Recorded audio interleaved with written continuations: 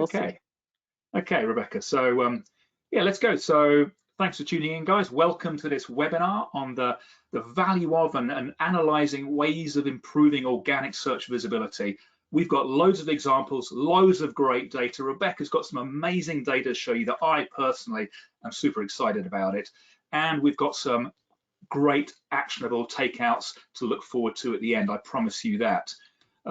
There is a report that you can actually download, and I think there's a link to the PDF in the configuration panel. I don't know if that's to your right or left or below, but that's somewhere out there. So I'm John Ernter, I'm the Chief Product Evangelist at Datametrics, and today I'm joined by the amazing Rebecca Burbell. Rebecca, tell us a bit about yourself.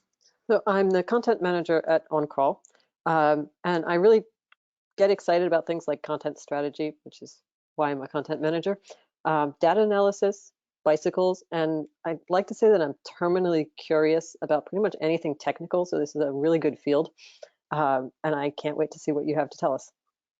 Fantastic. Well, you've come to the right place, so this is gonna be amazing. So before we come to OnCrawl, a little bit about Pi. Pi, if you haven't heard of it, it's an enterprise search tool, and it's used by some of the best SEOs and marketeers out there. And at Pi, we're really passionate about bringing new features into the platform to ensure that whoever you are, you've really got everything that you need to dominate in the search, to own those top positions, to understand the search landscape, and to really get inside the mind of your customers. And we are super happy to be collaborating with Rebecca and her team on this report. So Rebecca, a little bit about OnCrawl. Yep. Well, OnCrawl, if you're not familiar with us, we're a technical and data SEO platform with an increasingly large part of data science that contributes to helping you make smarter SEO decisions. So our platform is composed of multiple different modules: an SEO crawler, a log analyzer, data cube, which allows you to connect to different other sources of SEO data like Google Analytics or Google Search Console, and OnCrawl Labs, which provides machine learning modules to help you get started with more complex questions about how you can use SEO data with other processes of information. Today we have, I think, over 1,000 users around the world who audit their sites to improve organic traffic, rankings, and online revenue.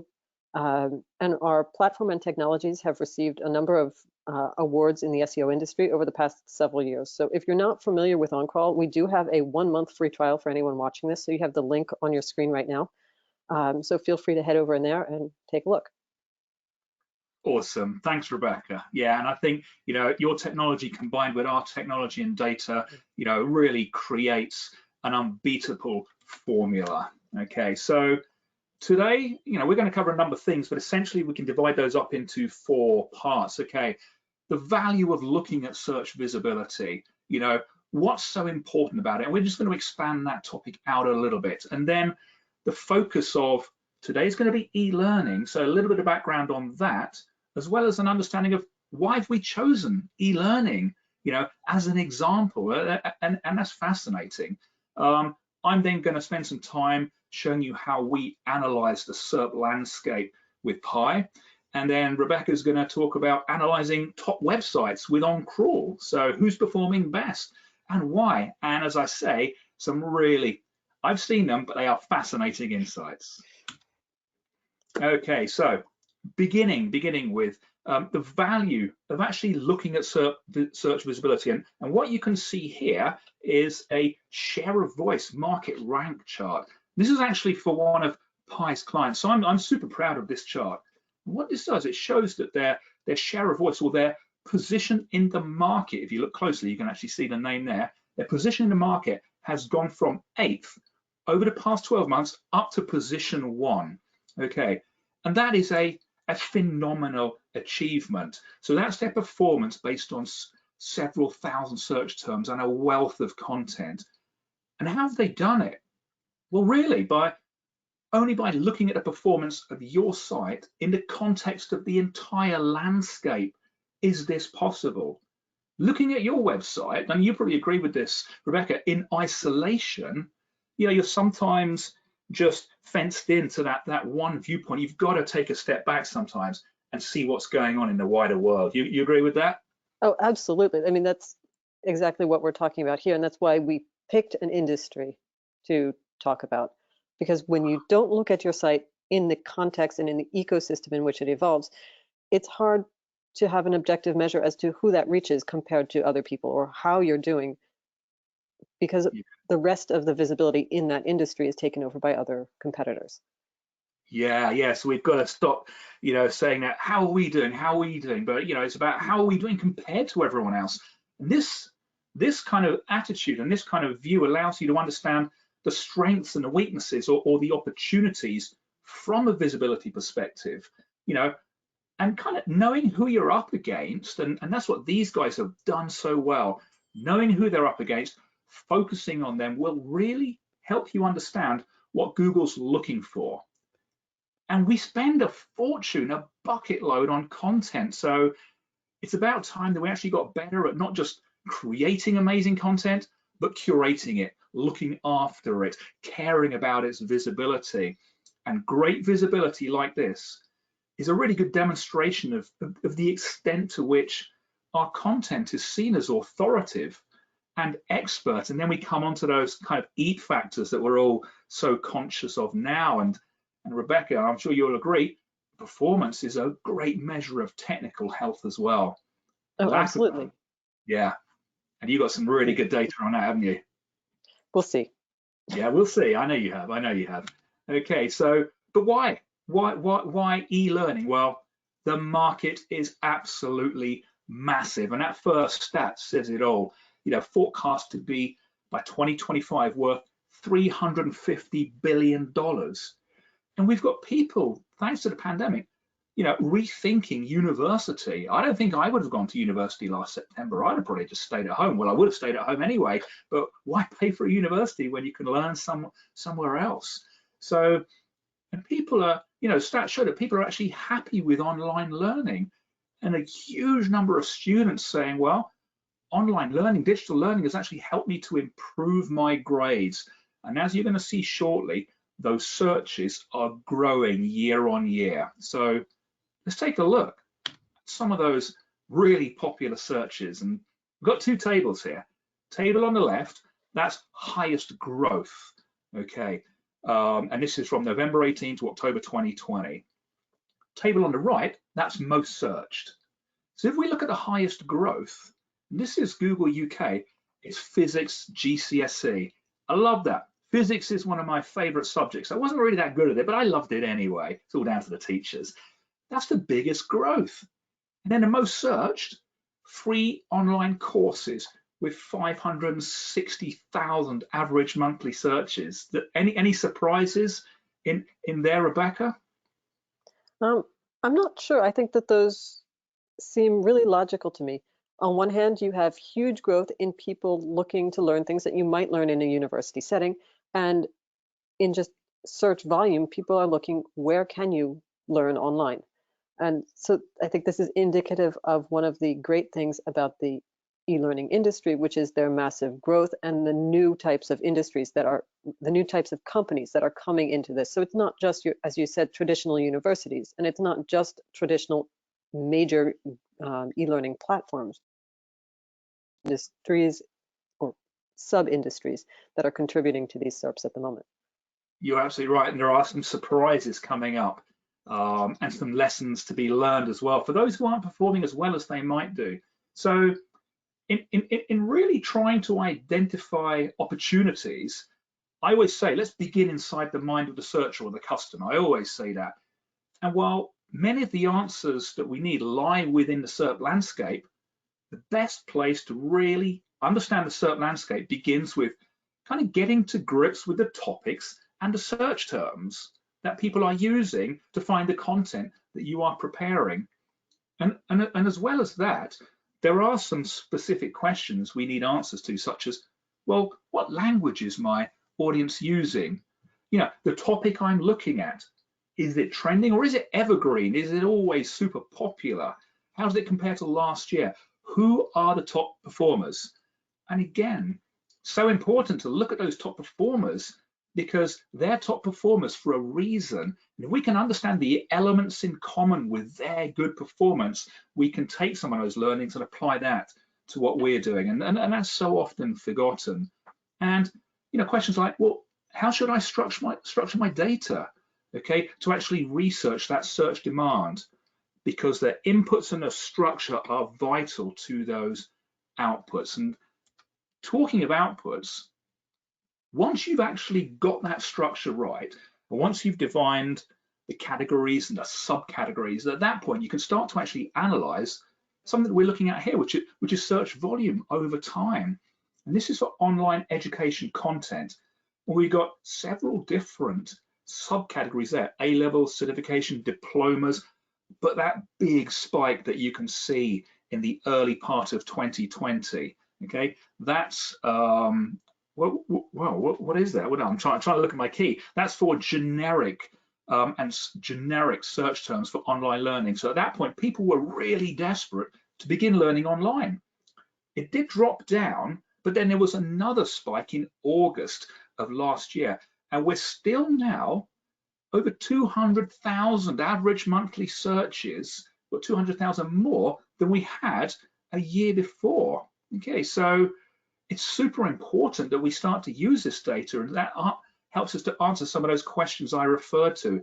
And the key here is to actually track this moving forward, to see whether this levels out or to see if this is the new norm. And that massive growth there for generic learning, that could be the new norm. So that means there's a huge number of extra searches out there for somebody who's got this data. Phenomenal opportunity. What do you reckon? Looks like it to me, because even if you look through 2019, or even in other domains, whether it's a subject plus online or even certification, you see that tendency towards growth. Yeah, phenomenal. Makes me want to get into this space. I don't think there's enough. I don't think there's enough data or thought or SEO going on here. So from here, we can actually get into the place that I really love, that I spend so much of my time, and that's the SERP landscape. Really immersing myself, and that's one thing that we do at Pi, and that's reflected in our tool set. And I talk with a lot of clients out there, and one thing that we're really good at is using search data to say, well, how did we do for that? How is our content performing? Or maybe we start to look at trends over time. But we so often forget that, we can actually use this data, okay, right up front to help us plan better our content strategies. What sort of content should we be producing? In what sort of form? Long form, short form? Do images count? Do videos count? All of this starts to become really important, using that for intent-led content strategies.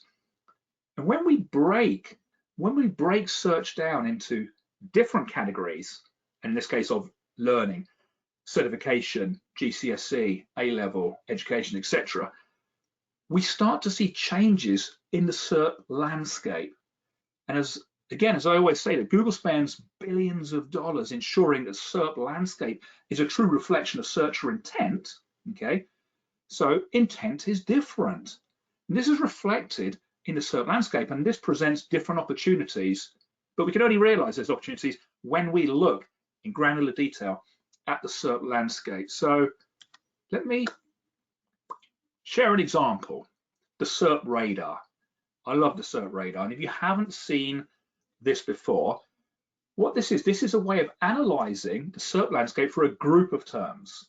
Okay, a group of terms, in this case, online education. So it could be a few hundred terms in here, it could be 1,000, okay, a group of terms. And we're analyzing every single day over a period of a month, November 2020 in this case, what does the landscape look like? What features are appearing? Okay, classic links, the blue links. People also ask, I love this feature. I love people also ask. Rebecca, you like this one? That's one of my favorites.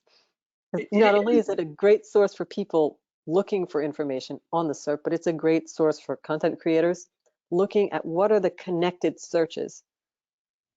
Yeah, content creators. It's an absolute gift. Nobody should be thinking, what should I write about today? Or what slant should I put on it? Or what should my header 1 be? The answers are there, because people also ask, as you know, they're not the questions that people are typing, but these are the questions that Google believes people have on their minds when they're searching for content. It's an amazing manifestation of intent right there as a gift. Here, we've got classic links. Of course, they're always there. People also ask, 52% of the time, people have got questions. What don't we see? Okay, at 12 o'clock there, we don't see answer cards. Perhaps Google is not confident that these content creators are answering those questions that people have in their minds, the ones that featuring people also ask. So if I was a content creator, I'd be taking that, building out content, aiming to get onto page 1, get that converted to an answer card if you're lucky and you've done it well. And not only have you got more real estate on page 1, but if somebody's at home using Alexa or HomePod or something like that, you ask the question, what are the best free online physics courses? Then that's going to be the result that comes into people's living rooms. And I think that's so exciting. And when you start to look at the feature opportunities, you know, I've got this new mantra, and the smart clients have stopped asking, are we on page 1, Rebecca? Well, what they're saying is, well, how many doorways have we opened on page 1? Have we got the video and the image as well as the classic link? And if we've got an answer card and our classic links vanished, well, let's get some complementary content in as well. Opportunities. Okay, this is the matrix. So we've gone from a group of terms right down into individual terms. And in this case, it's free online courses. We've got a number of different days there, and you can see each day, what does the landscape looks like? We got some text ads at the top. Okay, perhaps suggesting that this is a transactional based search without any money changing hands because the search term is free. And then we've got the people also ask the questions, what can I learn online for free? What is the best free online university? What is the best free online learning platform? Again, this is intent. That's what people want to know the answers to. And here is another example. And you can see how the landscape changes. And this is physics GCSE online in Google UK. Okay, less text ads. Google believes that people want video content, and that's why we see the raft of the video carousel here appearing further down on page 1. And if people like video and they're clicking on that and they're diving into there, these are YouTube results, what does Google think? Actually, hang on a minute. You know, if people are clicking on that and they're staying there and not bouncing back, then we are satisfying their intent. So let's give them some more of this. So by analyzing those landscape touch points, we can start to understand, well, what should we create? Should we focus on video? Yes. Image? Well, not really. Don't worry too much. Classic links? Absolutely. Okay. There are no people also ask here. Perhaps their questions are already being answered. And I think what's really interesting, if we can just go back to that slide for a second, there is if you're not in e-learning, where it looks like the SERP is pretty stable, there are some search intents in some industries where it's really important to look at what is on that page, because it changes from week to week or from month to month or even from day to day on a cyclical basis. So those are some of the things that this is not just if you're e-learning, look at how their videos can influence your position in certain types of SERPs. This is really something that you'd want to do in any industry to find out where are your opportunities and when are your opportunities as well. You said it better than I did. That's honestly, I'm pretty so used to this data, it's become part of me, but absolutely right. And with some terms, the daily fluctuation is phenomenal. You should see this in the build up, for example, the product launches like an iPhone, as people are starting to search iPhone 12 rumors, iPhone 12 launch, teardown, reviews, should I buy, comparison. And this is really reflected. And we can actually do this at a 2-hourly level as well. So this is the daily tracking. And people that say, I don't really care about daily tracking, you are missing out on so much because, you know, Google is incredibly dynamic.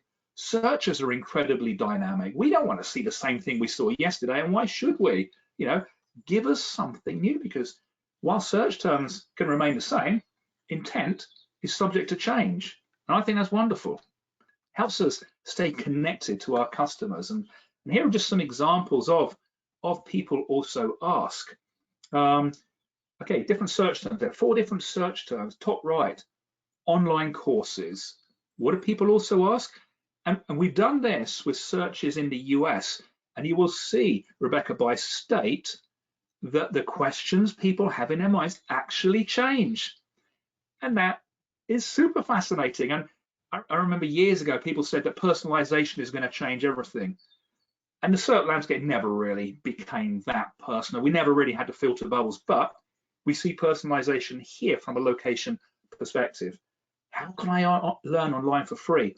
That's what people want to know. So, you know, if I'm a course creator, I'd give them something for free, and that's here.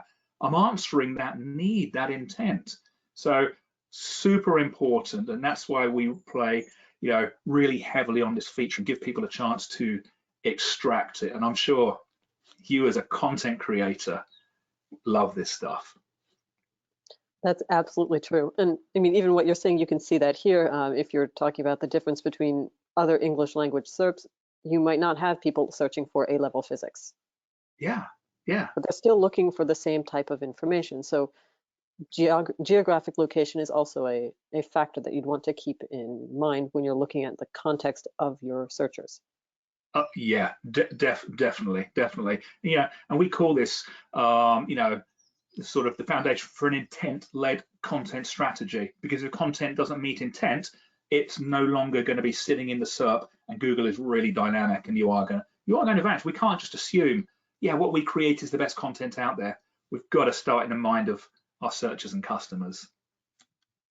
So why do we care who's the most visible? Why don't we just focus on ourselves? And I think we've kind of partly covered this, you know, and the question, you know, how are we performing in Google, you know, should really be all about how are we performing in the search landscape compared to everybody else? Who are we up against, not just as a business, but by category and subcategory? And as you start to break things down, yeah, we might be doing really well, but we could be doing better because we're not doing so well for a particular subcategory. When there's been a core algorithm update, I predict, I say it now, 3 this year. First one in April, before Core Web Vitals, okay, as there have been 3 for the past 2 years, so I'm not really. Yeah, I was going to say, I'm going to hold you to that. Yeah, hold me. I almost got the timing right last year, but I was slightly out.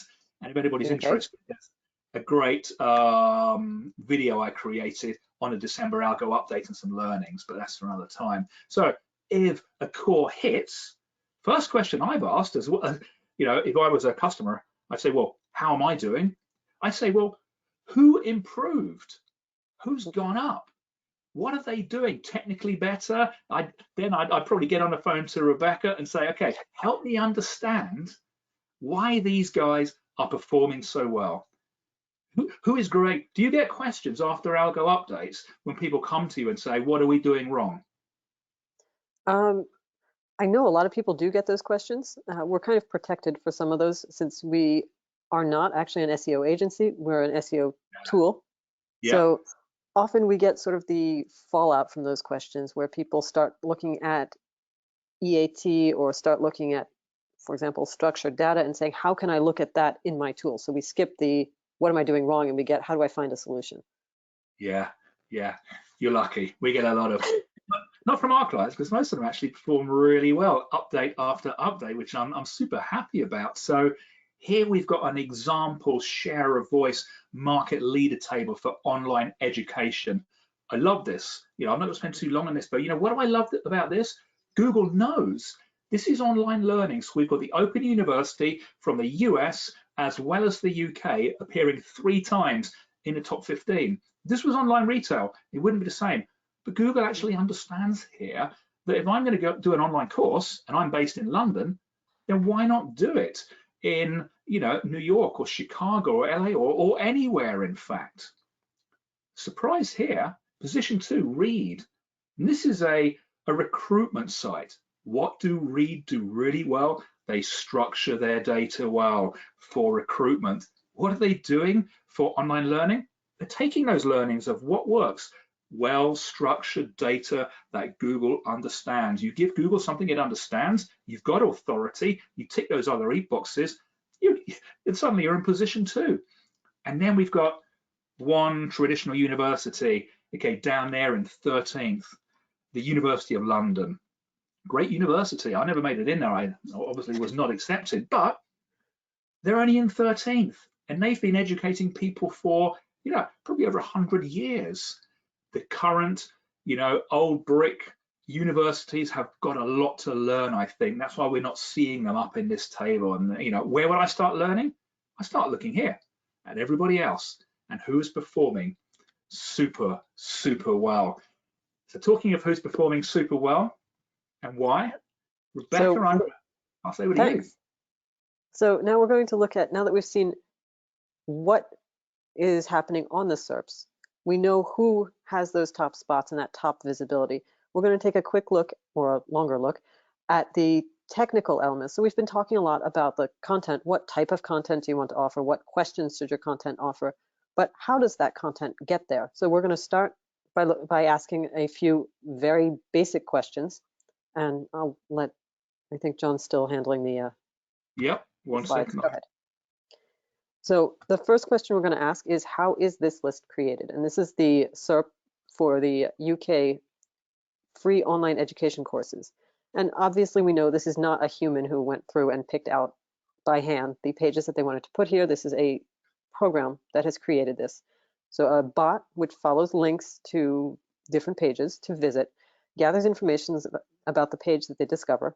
And this has multiple implications for SEO, as you know, but mainly, first, content needs to be available to bots. They need to be able to find the page, to access what's on it, and to understand and analyze the data that they can obtain. And second, that these principles, crawlability, indexing, technical SEO, this is sort of the base on which you build the rest of your SEO strategy, because without it, you can't get on this list. So let's go back or forward for a second and look at the graphic that John was just talking about. So what we did to ask the very basic question, what do these sites have in common that gets them this much visibility, is to crawl these sites. So basically we did a basic SEO audit of most of these sites. It was a really not sneaky process. We notified all of the site owners. We use a transparent bot identity. So if they look through their logs, they know exactly who's crawling them where, when, and how. We use responsible crawl speeds so we don't affect their site performance. That means we were really slow at crawling these. And I think, John, your team can attest to that. We took forever to do this. Absolutely. And we use good citizen of the web behavior, which means that all of the information that we have collected that you're going to see in the next slides is publicly available. It's the information that you can collect by hand if you go to these sites, and it's the information that Google sees when it goes to these sites, using a very similar process to the one that we just did. So what do these sites have in common? Surprisingly, not as much as you think. And this might not be the same case for your own industry, but it doesn't impact the next steps and the methodology that we'll be using. So e-learning was actually really surprising to me in that the SERP is not really solidified yet. So the competition is not as strong as it might be. And there are a ton of opportunities because these sites that appear there are not all the same. So when we ask the next question, what and where are your opportunities? We'll give you 3 steps to find them. First, identify the strengths of the top performers. And we would say that these are the optimizations that are required to place on your industry's SERPs. But when I say required, that doesn't mean that you absolutely have to do them or we're going to find Google kicking you off the SERPs. No, these are the things that your competitors are globally doing extremely well. And these aren't going to surprise you. These are key tenets of basic technical SEO. But we will go on and look closely at them in the next slides. So first, you want to make sure that your key pages are indexable. If you have a smaller site, generally in these SERPs, we saw that there's an extremely high percentage of key pages that are indexable. In the upper graphic, you see the blue box, which highlights course pages, and there are 90% of these pages that are easily accessible and indexable by search engine bots. So that means there are no meta robots, no index indications. They are not redirected. They're not canonicalized to a different page. And in the second one, we see a much larger site, which has a very deep structure that might negatively affect the site, but all of their course content is still concentrated in dark green there at the top layers of the site. So it's much more easy for search engine bots to discover these pages and know that those are the pages that they need to index. Mm-hmm. The second is a related topic. So it's promote those key pages in your site structure. They don't only have to be indexable, but they also have to indicate to Google that these are the pages you need indexed. So you want to have a high concentration of those pages high in your website, whether your site is small or large. And we can see that here with the dark green course pages located high in the site structure. And was there a specific parameter for how high they need to be? Because we often get into arguments with customers. We always talk about be close to ground level, and they'll say, how high? It depends. If you're looking at a site that's, in the first case, 10 levels deep, you're going to want to concentrate things more in the 2-3 area.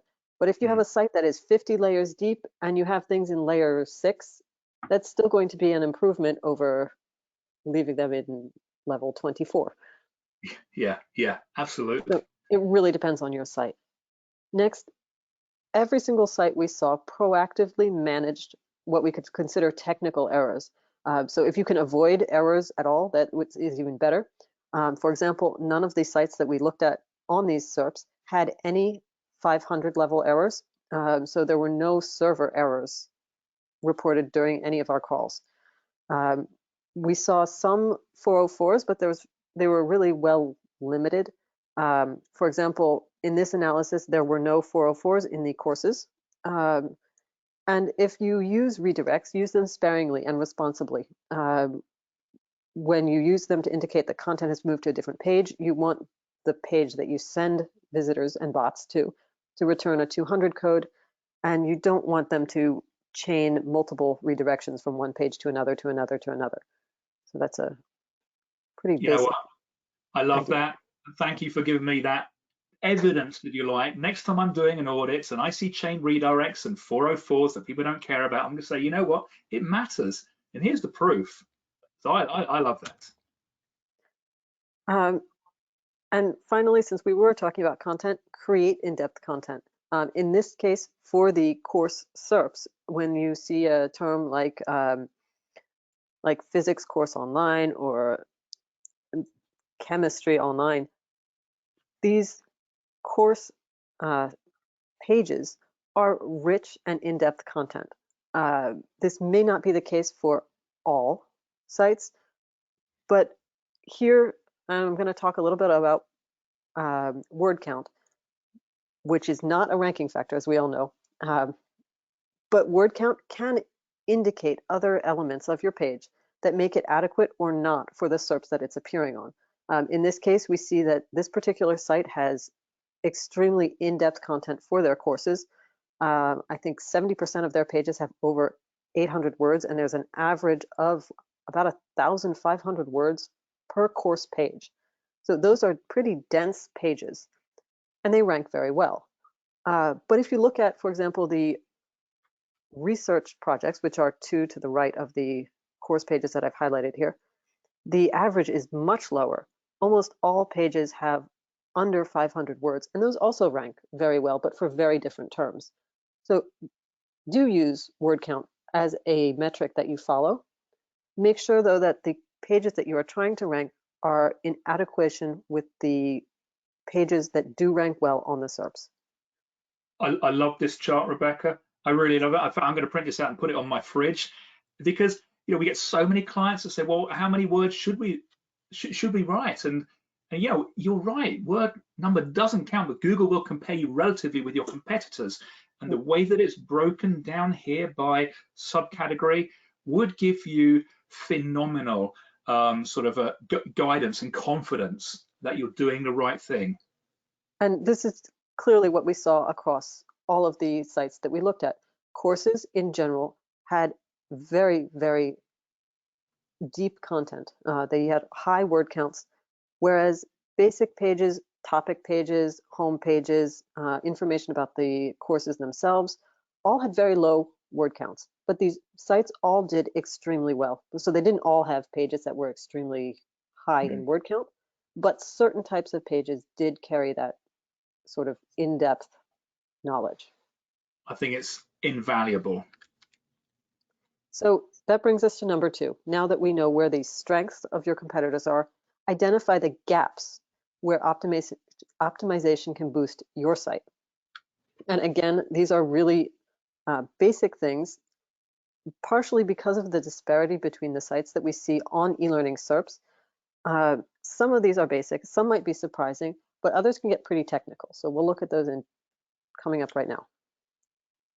One of the first and key elements is to ensure that Google understands your pages and your expertise.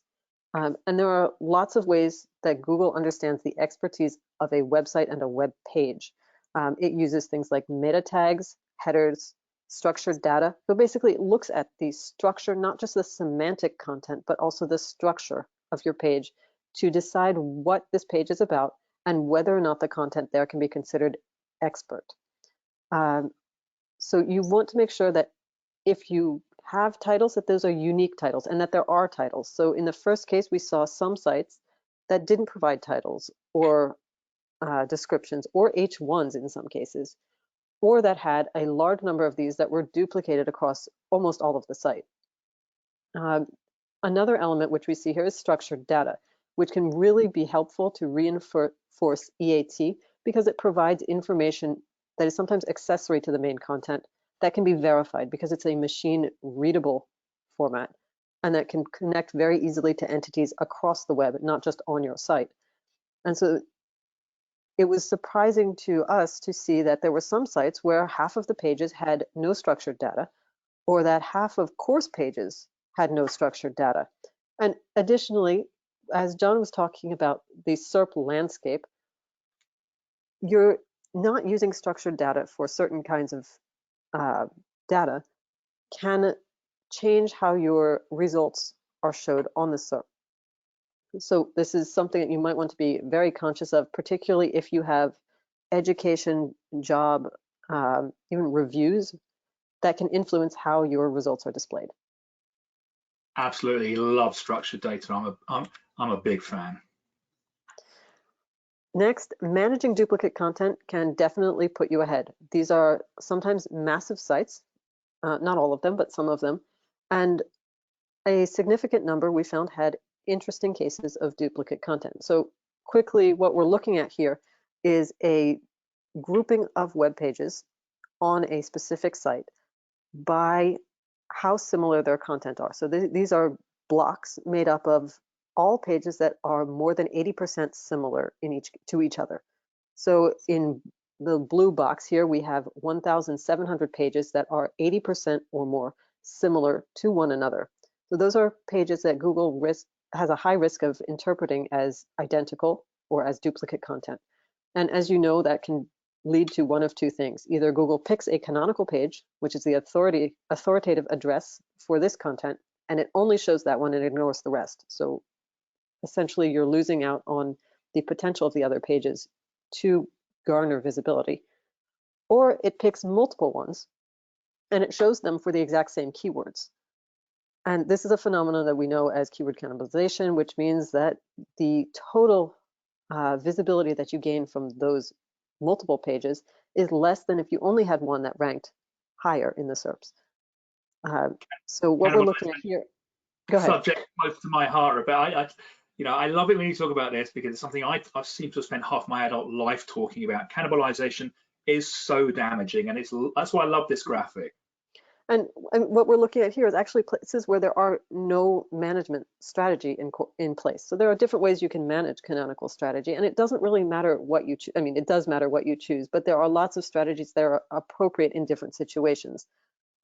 But in this case, this particular site has nothing to indicate what those 1,700 pages, how they should be handled by Google. Or the block just next to it, the 2,785 pages that are over 80% identical. We don't know how this site wants Google to tell those apart either. So that is one place where if you have large amounts of duplicate content, you can gain much more visibility than certain sites that are already high in the SERPs. Yeah, if you don't send clear messages to Google, leave it to make its own mind up, all sorts of problems will result. That is a great transition, actually, because the next several steps are about helping Google to make up its mind. For example, XML sitemaps are a really good way of indicating to Google which pages you consider important and want to be indexed. So they're essentially a shortcut to exploration. However, some sites that we saw didn't have any. Others that we saw had a significant number of pages that were not in the sitemaps, but that we would have considered important to the site, particularly when they are promoting courses in areas like physics or chemistry that we saw be very popular on these SERPs. And finally, we also saw lots of XML sitemaps that contained orphan pages, which means those are pages that if you have a visitor navigating through your site, they can't find those pages. So should Google consider those to be important enough to index or not important enough to discover on the site itself? In one site, there were over 40% of their pages that we were able to find, to list, that were orphan pages. And here is the combination of a crawl plus an XML sitemap that yielded 90% of known course pages that are only in the sitemaps that can't be found on the site. Absolutely extraordinary. Again, I'm going to reuse this data next time I go in to see my clients. So still talking about signals that we send to Google, there are lots of signals that you use to send importance, to indicate the importance of a page. And one of them is click depth or page depth. And here we're looking at sites that might be extremely deep. Generally, we try to recommend people to stay in the 10 to 15 depth area, but we saw sites that were over 50 levels deep. And these are sites that rank extremely well, that have a huge part of the visibility on the UK e-learning SERPs. So if you have a deep site, that's not necessarily going to harm you, but you want to make sure that you place high in your navigational area the key pages that you want to be able to rank and carry your visibility. But we're not only talking about how your links, your internal links, create that depth. We can move on to the next slide there. We're also talking about how they indicate the importance of pages. And that's not just by depth. It's also by link equity or popularity, or here we can actually talk about page rank. Here we're looking at a metric in OnCrawl called InRank. And this is essentially page rank. We took the original page rank algorithm and then adjusted it for observed behavior and performance, and based on information that we have about Google's changes to page rank over the years. And then we apply it to your site. And so in the first graphic, what we're looking at is the red average InRank per depth in this website. And we see that it drops down fairly sharply, and that after about 4 levels in this site, most pages have very little InRank or very little popularity or importance that is signaled to Google through internal links in this site. However, you can see the blue bars, which indicate the number of pages at each level of depth. Deeper is further to the right. So there where we've lost almost all of the page popularity, the InRank, for these pages, that's where we see almost all of the pages of this site. So even though that this site is not particularly deep, it signals very, very little importance to almost all of its pages. So you might actually want a deeper structure for this site to be able to better indicate which pages are important. In the second case, go ahead. Yeah, go on, sorry. In the second case, this is actually a deeper site. And so what we're looking at here is the distribution of InRank. So the pages with the most InRank are over to the left, and on the right are the pages with no InRank whatsoever. And what is interesting here is that course pages, which we think you might want to rank, are in dark purple. And so there are some course pages that have no importance compared to other pages on this website. So that might be somewhere where you'd want to start. Yeah, one of my favorite slides, this one, as I said last time we spoke, and I think we could do a whole webinar just with this kind of data, looking at approaches to internal linking. This is something people still don't get right. Well, And it's something that's really complex, looking at how equity flows throughout a website through yeah, internal links. So I know we have an ebook available on our site just about different strategies to improve your internal linking and what are the effects on a given site to test several of those. I'm So, going to download that. sure, go ahead. It's definitely a very complex topic with interesting results. Brilliant. Finally, we have two, I consider them fairly basic because this is something that everybody wants to make sure that they've done anyway. Elements. First, look at the speed of your pages. Some of these websites, while correct, could be much, much better. So this is if you see your competitors' sites where you have 60% of pages that could be improved, you might know that if your site is technically fast and very easy to use, that might be an area where you can gain an edge. Specifically, since we do know that Google uses page speed as a ranking factor, and that with the Core Web Vital coming up in March, April, there will be other factors of page speed taken into account when Google ranks your pages. 100%. And finally, attention to backlinks can pay off.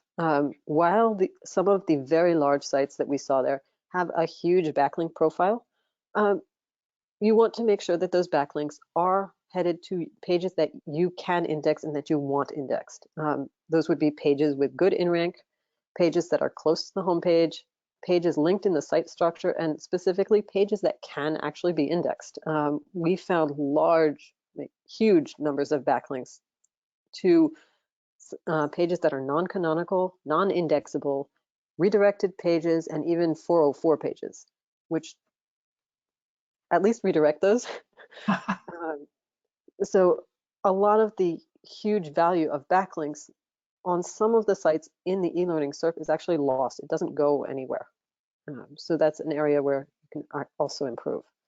Which brings us to the third step. Now that you know what people do well, where their weaknesses are, audit. Look at how your own site measures up compared to this. And if there's a lot to be done, you now know what are the key elements in your own industry ecosystem where you need to excel. And you also know those areas where there are lots of weaknesses across the major players in the SERPs where you can gain an advantage. So look at your own SERPs, look at your own competitor ecosystem, and prioritize your SEO projects based on those key areas. Couldn't agree So more. basically, we've got some takeaways from John. Go ahead. Okay, yeah, but my key takeaways, no surprise to people out there, get to know the SERP landscape.